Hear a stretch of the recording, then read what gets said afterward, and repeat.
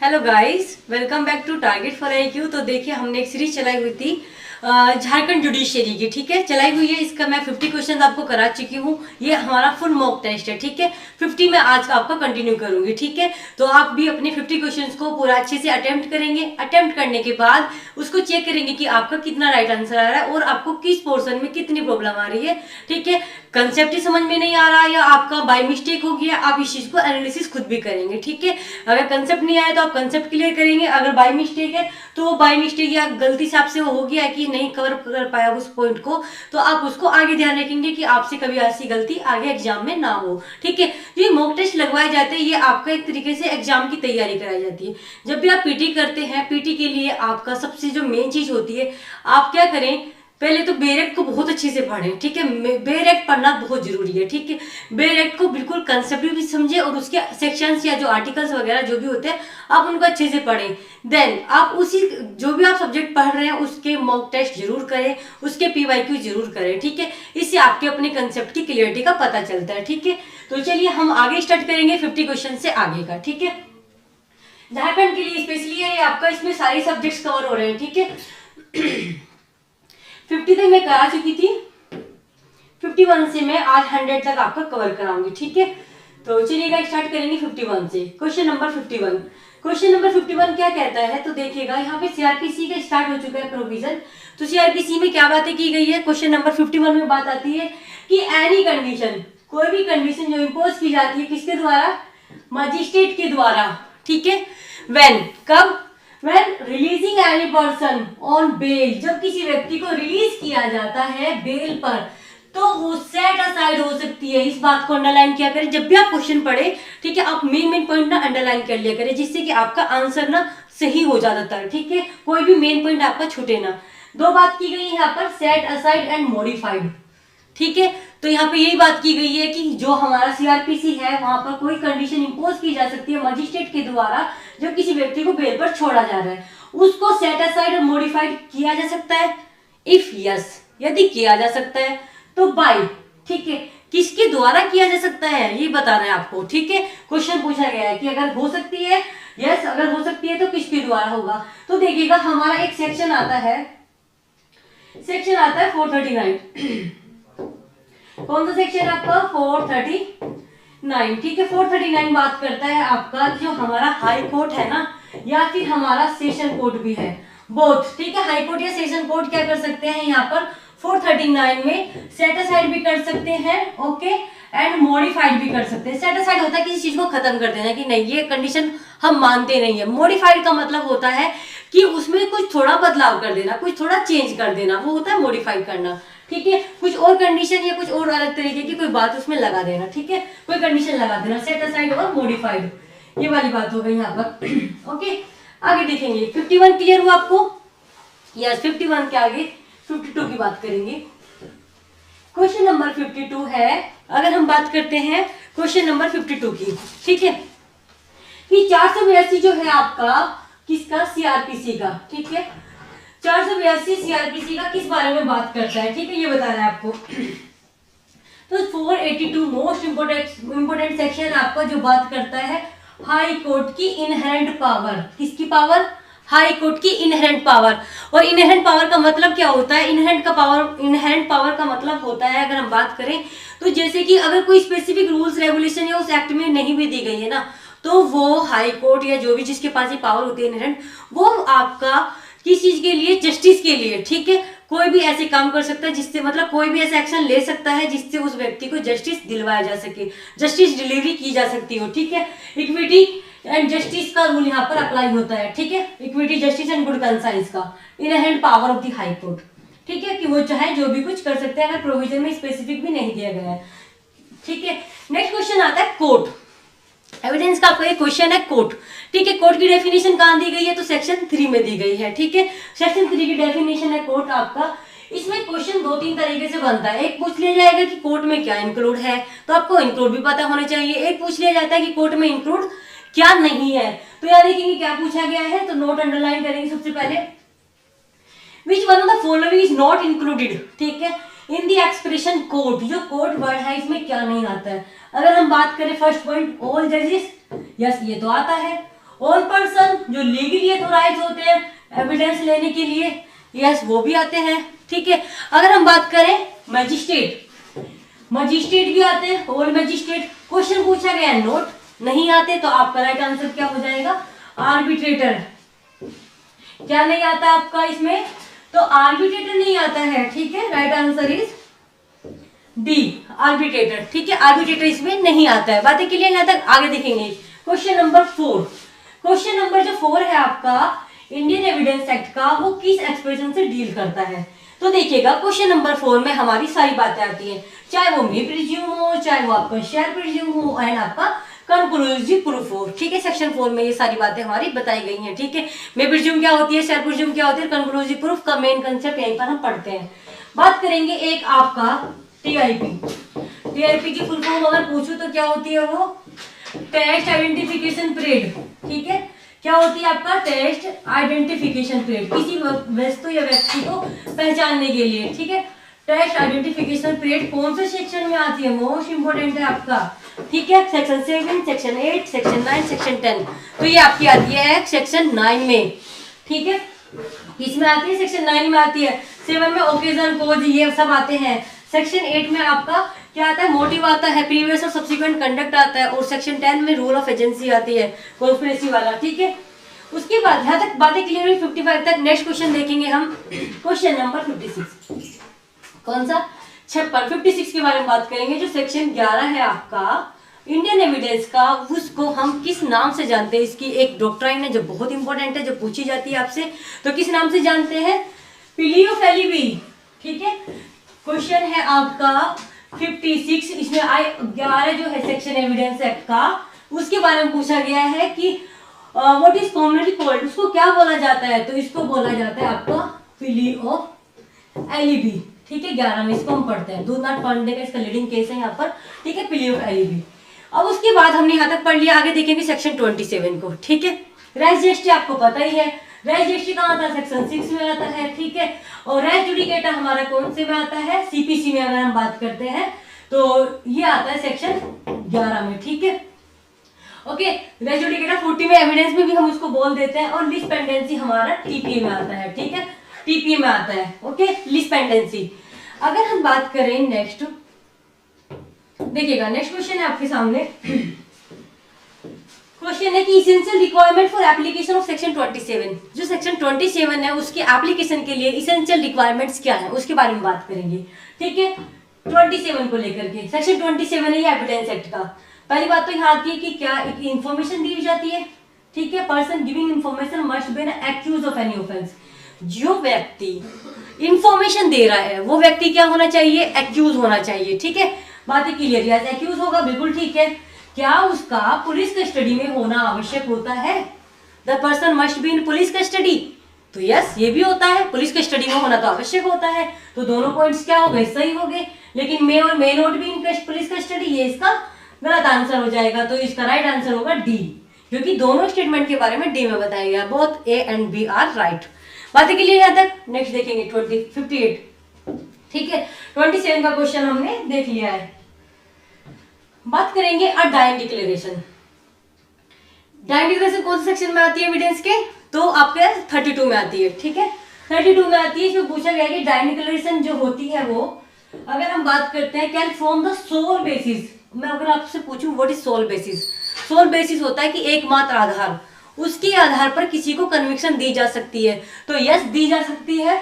Dying declaration under section 32 हम बात करते हैं, तो एक डाइंग डिक्लेरेशन सोल बेस हो सकती है किस चीज के लिए, किस चीज के लिए, कन्विक्शन के लिए, किसी को सजा देने के लिए, ठीक है। किसी को सजा देने के लिए क्या हो सकती है, वो एक सोल बेसिस हो सकती है, ठीक है। क्या उसका कोरोबरेशन होना जरूरी है, no, without any corroboration by independent evidence. अगर हम बात करते हैं 58 की, तो 58 में ये बता रखा है कि बिना किसी कोरोबरेशन के भी क्या हो सकता है, under section 32 dying declaration is relevant and can be a sole basis for the conviction, ठीक है। सोल बेसिस भी हो सकती है, एकमात्र आधार पर डाइंग डिक्लेरेशन पर सजा दी जा सकती है, जरूरी नहीं है कि उसको कोरोबरेट किया जाए किसी इंडिपेंडेंट एविडेंस के द्वारा। यहाँ तक बातें के लिए 58। आगे देखेंगे, ठीक है। Which of the following could be proved as dying declaration after the death of a person, ठीक है। इसके बारे में बात करते हैं। देखिएगा क्या बात की गई है यहाँ पर कि जो है आपका कि क्या एक तरीके से डाइंग डिक्लेरेशन जो होती है डेथ ऑफ द पर्सन में, ठीक है, कौन सी हम प्रूव करेंगे कि वो डाइंग डिक्लेरेशन होगा।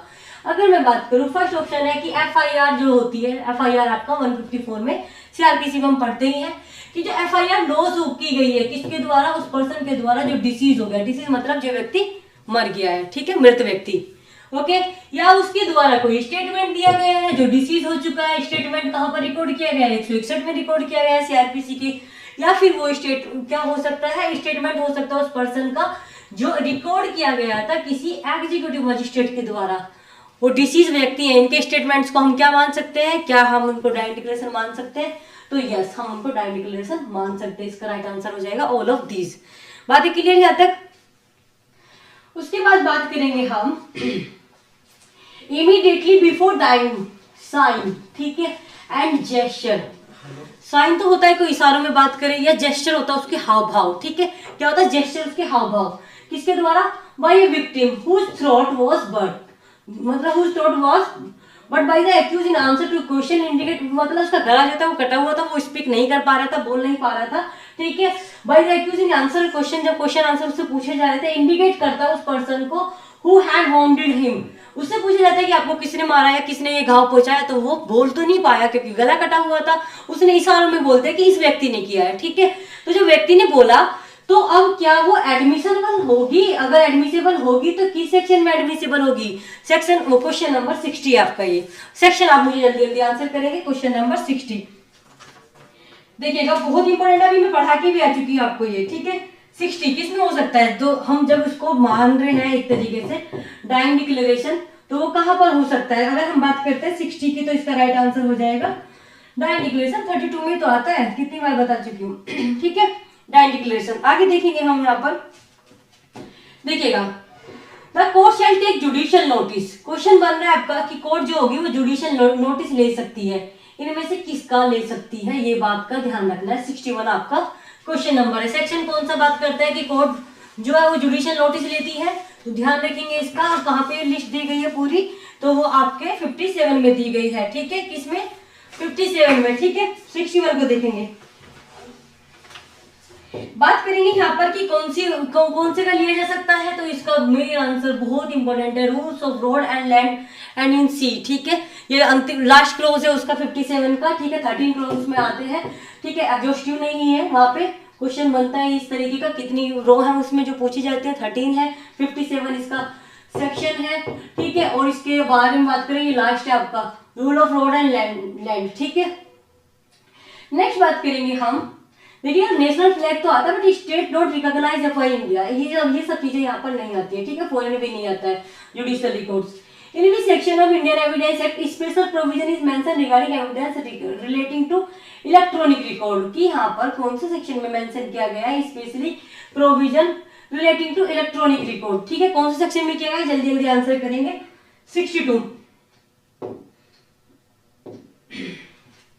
62 का अगर हम आंसर देखें तो क्या हो जाएगा, एक सेकंड इसको हटाते हैं इसे, 62 का आंसर हो जाएगा 65 का ए, ठीक है, 62 का राइट आंसर हो जाएगा 65 का ए, ये इसके बारे में बात करता है, ठीक है, रिलेटिंग टू इलेक्ट्रॉनिक रिकॉर्ड्स। एक आपका आता है 30 इयर्स ओल्ड डॉक्यूमेंट, ये कौन सा सेक्शन में आता है, 90 में, और सेक्शन 90 ए में कौन सा आता है, 5 इयर्स जो इलेक्ट्रॉनिक रिकॉर्ड्स होते हैं वो आते हैं इसमें।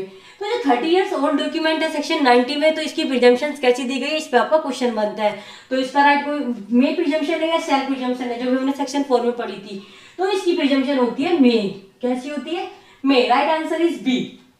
बात की गई यहाँ तक, ये सेक्शन 90 होता है आपका, ठीक है।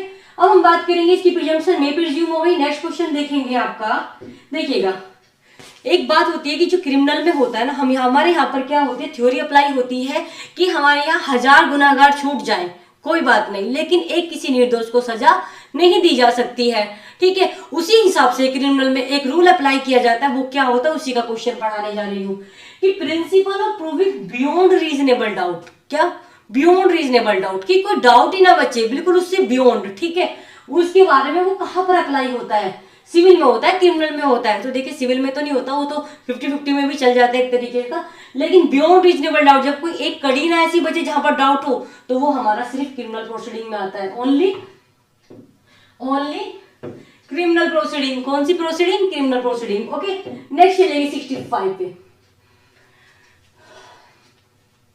A person is seen with same bank notes immediately after a theft in bank। देखिएगा एक बैंक में चोरी हुई और किसी व्यक्ति पर वही सेम क्या थे आपके सेम नोट्स जो थे वो मिल जाते हैं। द प्रिजम्पशन इज, अब यहाँ पर प्रिजम्पशन कैसी हो जाएगी? तो प्रिजम्पशन ये हो जाएगी एक तरीके से, अगर हम बात करते हैं बहुत इंपॉर्टेंट है।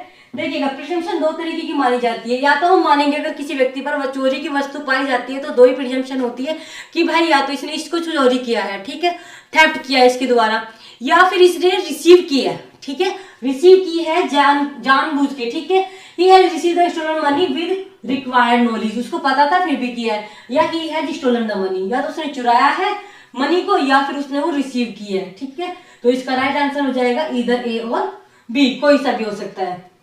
ये मैं क्वेश्चन जो अभी नेक्स्ट कराने जा रही हूँ ये मैं आपको बता भी चुकी हूँ कि जो है आपका एविडेंस एक्ट में एक बात आती है कि judicial notice is to be taken, ठीक है। अभी लास्ट क्वेश्चन में, अभी कुछ क्वेश्चन में मैंने पढ़ाया था आपको, तो यहाँ पर है कि एविडेंस एक्ट कहता है कि facts of judicial notice is to be taken और स्टेटेड, कि ये किस सेक्शन में बताया गया है, ठीक है। 66 का राइट आंसर हो जाएगा 57, ठीक है, 57। क्योंकि हमारा अगर हम बात करते हैं आपका, देखिएगा यहाँ पर 66 क्वेश्चन है। यहाँ पर अगर हम बात करते हैं 55 बात करता है किसका?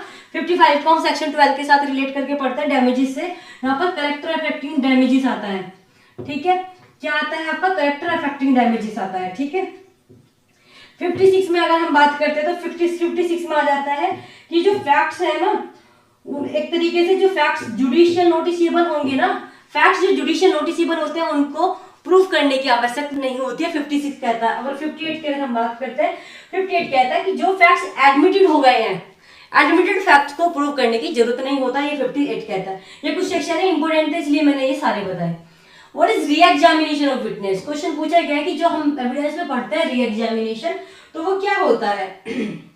देखिएगा हम बात करेंगे यहाँ पर क्या होगा आपका, देखिएगा re-examination, recalling the witness, repeated examination and cross examination once on witness.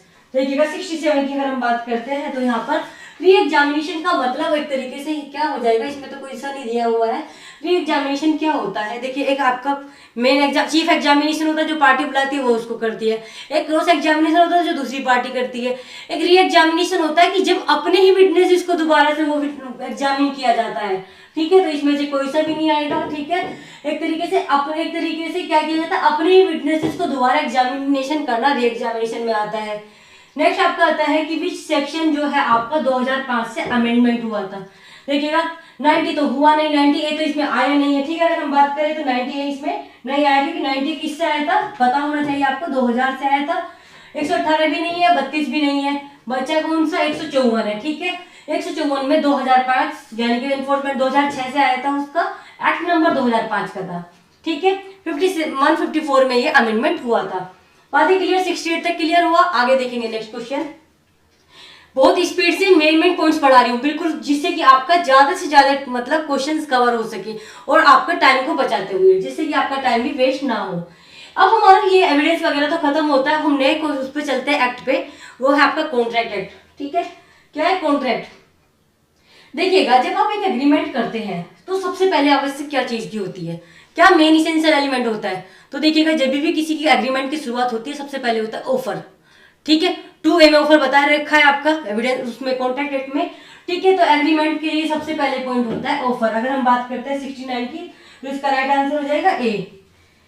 अब बात करेंगे every promise and every set of promise, ठीक है। 2E में बता रखी है इसकी definition, every promise and every set of promise forming the consideration for each other reason, उसको क्या बोलते हैं हम, उसको क्या बोला जाएगा? तो इसका राइट आंसर हो जाएगा 2E की, मैंने अभी बताया 2E में बता रखा है एग्रीमेंट एंड एग्रीमेंट। बातें क्लियर? बात करेंगे नेक्स्ट क्वेश्चन की, ठीक है। कम्युनिकेशन, ठीक है, कम्युनिकेशन ऑफ एक्सेप्टेंस। अगर कोई एक्सेप्टेंस है और आप उसको कम्युनिकेट कर रहे हैं, क्वेश्चन बनेगा कि वो कब कंप्लीट हो जाती है, किसके अगेंस्ट? क्वेश्चन को ध्यान से सुनना है, किसके against? Against the acceptor only, ठीक है, किसके अगेंस्ट, एक्सेप्टर के, ठीक है, एक्सेप्टर के अगेंस्ट कब हो जाएगी, इसको देखेंगे हम, ठीक है।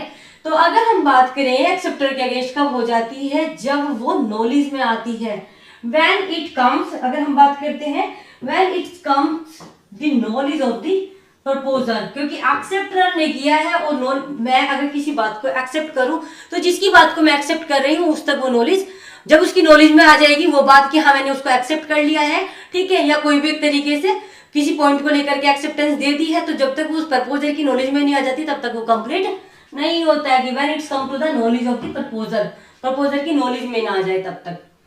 71 के बाद हम बात करेंगे 72। तो convert proposal into a promise, acceptance must be. अभी हमने बात की प्रपोजल आया, सामने वाली पार्टी ने प्रपोजल किया, मैंने उसको एक्सेप्ट कर लिया, जो एक्सेप्टेंस होगी क्या वो ऐसी नहीं होगी कि मतलब आप उसमें कोई कंडीशन लगा दें या आधी अधूरी एक्सेप्टेंस कर लें, तो ऐसा नहीं है। सेक्शन 7 बिल्कुल साफ बात करता है क्या, कि जो एक्सेप्टेंस होगी वो एब्सोल्यूट एंड अनक्वालिफाइड, अनक्वालिफाइड का मतलब होता है विदाउट एनी कंडीशन, उसमें कोई आप कंडीशन मेंशन नहीं करेंगे। बातें क्लियर यहाँ तक। 72 का राइट आंसर हो जाएगा डी। राइट आंसर क्या हो जाएगा, डी, एब्सोल्यूट एंड क्वालिफाइड, और जो बात करता है आपका सेक्शन 7। नेक्स्ट आपका फ्रॉड, फ्रॉड का सेक्शन कौन सा है, जब भी आप क्वेश्चन पढ़े उसको सेक्शंस के साथ जरूर रिलेट करें, इससे आपका कंसेप्ट में क्लियरिटी होगी बहुत ज्यादा, ठीक है। 17, सेक्शन 17 बात करता है फ्रॉड की। जो 17 में वो पॉइंट्स दे रखे हैं ना, वो आप उनको जरूर याद करें, वहां से क्वेश्चन आपके बनते हैं, ठीक है। पहली बात तो आता है suggestion is the fact of what that which is not true, मतलब ऐसे फैक्ट्स को आप बता रहे हैं जो ट्रू नहीं है, by one who does not believe it to be true, और उसको विश्वास भी नहीं है कि ये ट्रू होगा, ठीक है। या एंटायर कंसीलमेंट ऑफ फैक्ट, या एक तरीके से रिप्रेजेंटेशन किया जा रहा है made without knowing to be false. देखिएगा ये कंसीलमेंट ऑफ फैक्ट हो गया, यहाँ पे ये भी आता है, ये भी आता है। बात आती है कि एक जो है वो रिप्रेजेंट कर रहा है विदाउट नॉलेज, देखो नोइंग होता तो आपका कंसेप्ट अलग, मतलब ऑप्शन जो है वो सही हो जाता, लेकिन यहाँ पे एक रिप्रेजेंट कर रहा है, रिप्रेजेंटेशन मेड कर रहा है, ठीक है, मेड विदाउट नोइंग, बिना जाने इट टू बी फॉल्स, ठीक है, उसको ये भी नहीं पता कि वो फॉल्स है, और ये उस पर विश्वास कर रहा है। कैसा विश्वास कर रहा है, होनेस्टली, पूरी ईमानदारी से विश्वास क्या कर रहा है कि वो बिल्कुल सत्य है। तो जब उसकी कोई गलती नहीं है तो फिर फ्रॉड की कैटेगरी में कैसे आ सकता है, क्योंकि क्वेश्चन में पूछा नॉट अमाउंट टू फ्रॉड, कि कौन सा फ्रॉड की कैटेगरी में नहीं आएगा। और a promise made without intention of performing it, yes ये तो आता ही है। अगर आप प्रॉमिस कर रहे हैं, कैसी प्रॉमिस कर रहे हैं, उसको बिना परफॉर्म करें कि हम परफॉर्म करेंगे नहीं बट प्रॉमिस कर रहे हैं, आपकी इंटेंशन है कि आप उसको परफॉर्म तो करेंगे नहीं लेकिन हाँ प्रॉमिस कर रहे हैं, तो वो भी हमारा फ्रॉड की कैटेगरी में आता है। बातें क्लियर यहाँ तक, ठीक है। तो इस तरीके का अगर हम बात करते हैं, इसका राइट आंसर हो जाएगा सी, ठीक है। क्या हो जाएगा आपका राइट आंसर इज सी, ठीक है। ये अब हम बात करेंगे नेक्स्ट, देखिएगा सेक्शन 24 की बात करते हैं। If only a part of the consideration और ऑब्जेक्ट इज अनलॉफुल, ठीक है, the contract under section 24 shall be. यहाँ पे बात की गई है कि कोई एक पार्ट ही, सिर्फ पार्ट ही क्या है कंसिडरेशन या ऑब्जेक्ट का, ठीक है, कंसिडरेशन या ऑब्जेक्ट का, वो अनलॉफुल है। कैसे है, अनलॉफुल, लॉफुल नहीं है, अनलॉफुल है, ठीक है। तो जो कॉन्ट्रैक्ट होगा वो कैसा होगा, 74 की अगर हम बात करते हैं तो देखिएगा भाई वॉइड होगा। क्यों होगा, क्योंकि ये अनलॉफुल भी तो है। जब वो अनलॉफुल है उसका कोई पार्ट, और एक तरीके से तो वो कौन सी कैटेगरी में आएगा, वॉइड की में आएगा, ठीक है। नेक्स्ट बात करेंगे हम इंडियन लॉ। अब वेजरिंग कॉन्ट्रैक्ट, वेजरिंग का कौन सा सेक्शन है आपका, जल्दी से आप सेक्शन भी बताते रहेंगे, ठीक है। अगर हम बात करते हैं वेजरिंग, वेजरिंग का हो जाएगा यहाँ पर एक तरीके से, अगर हम आंसर देखेंगे, एक second, Indian law of wagering contract is treated as void या वॉइडेबल, या एक तरीके से अगर पब्लिक पॉलिसी, तो देखिएगा वेजरिंग कॉन्ट्रैक्ट हमेशा आपका क्या होता है, वॉइड होता है, ठीक है।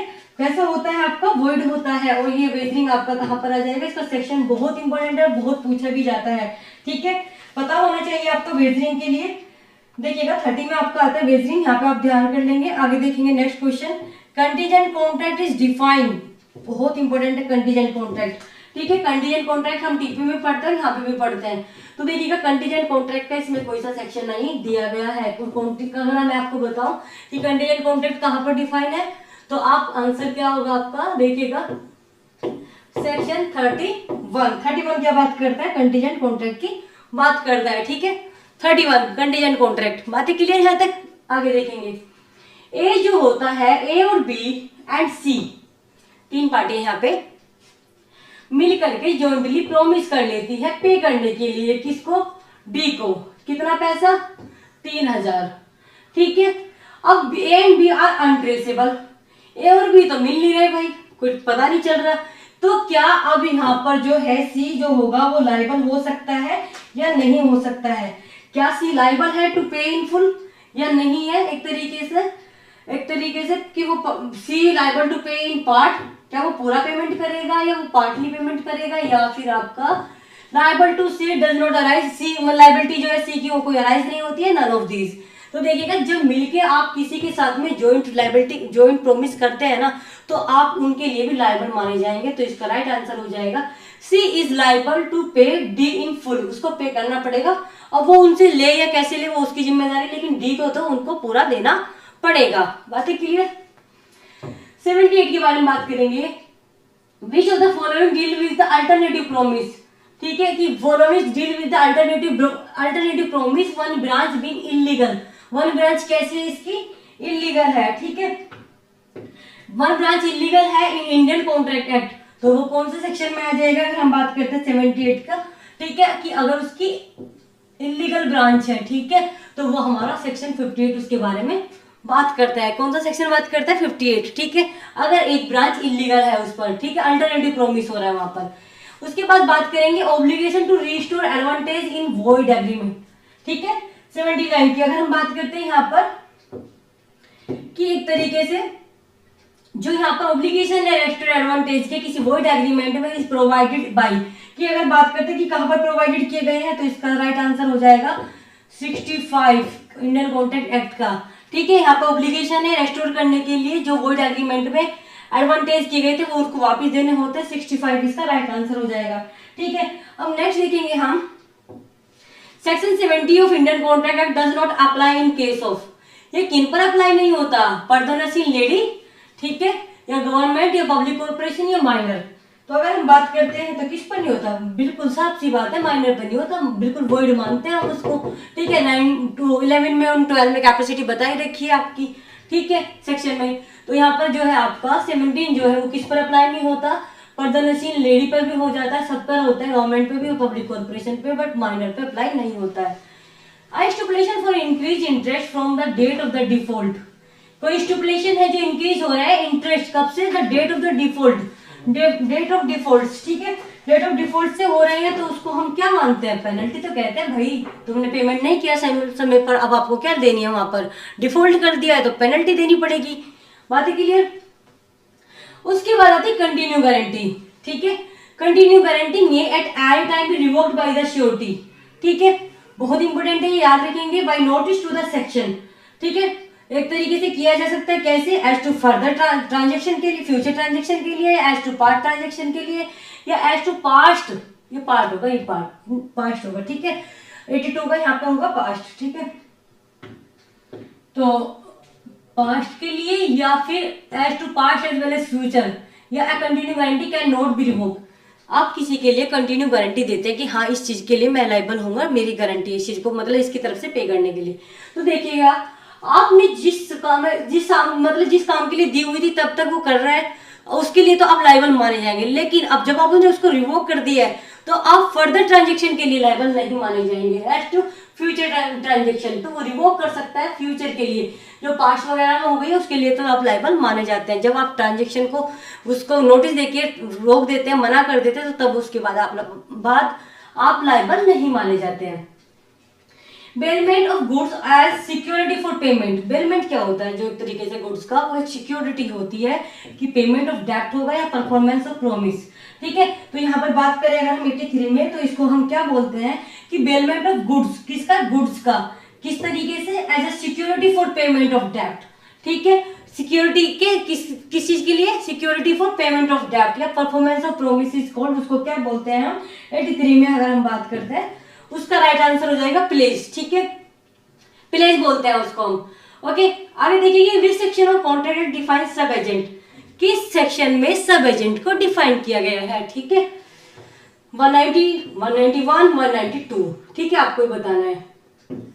देखिएगा बात करेंगे हम यहाँ पर कौन सा, ये हो जाएगा 80। अगर हम बात करते हैं 84 का राइट आंसर हो जाएगा, एक सेकेंड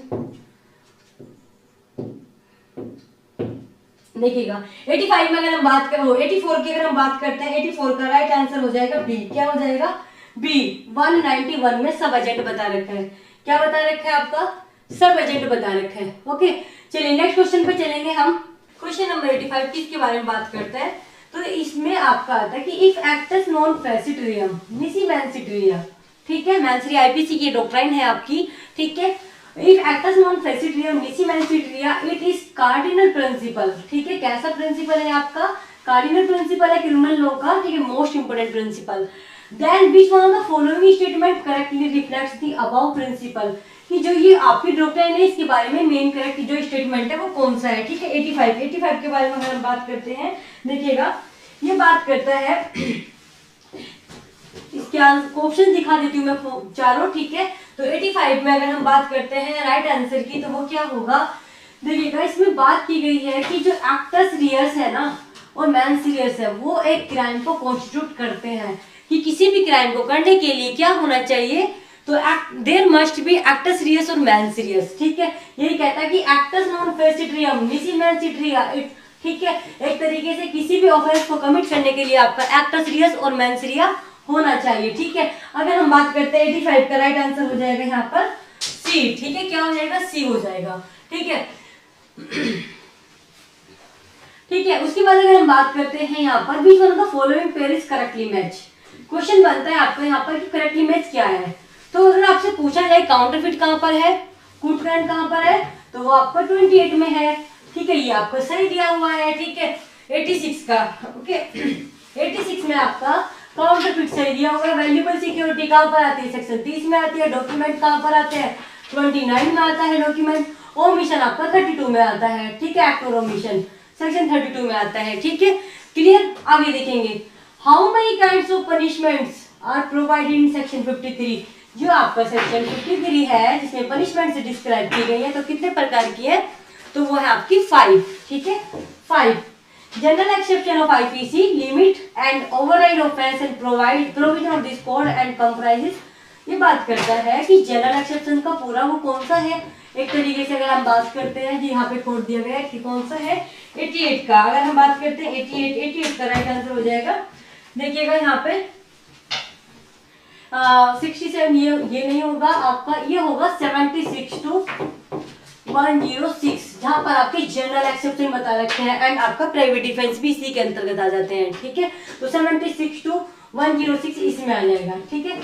इसको ऐसे करेंगे, which section of IPC code deals with those conditions when consent is said to be not free consent, कि यहाँ पर वो कौन सा सेक्शन है जहाँ पर ये बात करते हैं कि जब अगर वहाँ पे कंसेंट भी दी गई है तो भी वो कंसेंट की कैटेगरी में नहीं आएगा। क्यों नहीं आएगा, क्योंकि वो कंसेंट आपकी मानी नहीं जाती है।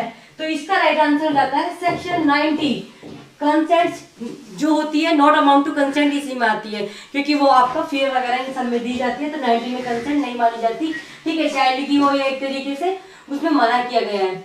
ए जो होता है वो नेक्स्ट क्वेश्चन देखेंगे, ए इंस्टिगेट करता है बी को, to instigate C to murder Z. A ने बी को किया, बी ने सी को किया, किसको, जेड को मारने के लिए। बी अकॉर्डिंगली इंस्टिगेट सी को किया, उसने उसको एक तरीके से कहने के हिसाब से सी को कर दिया इंस्टिगेट।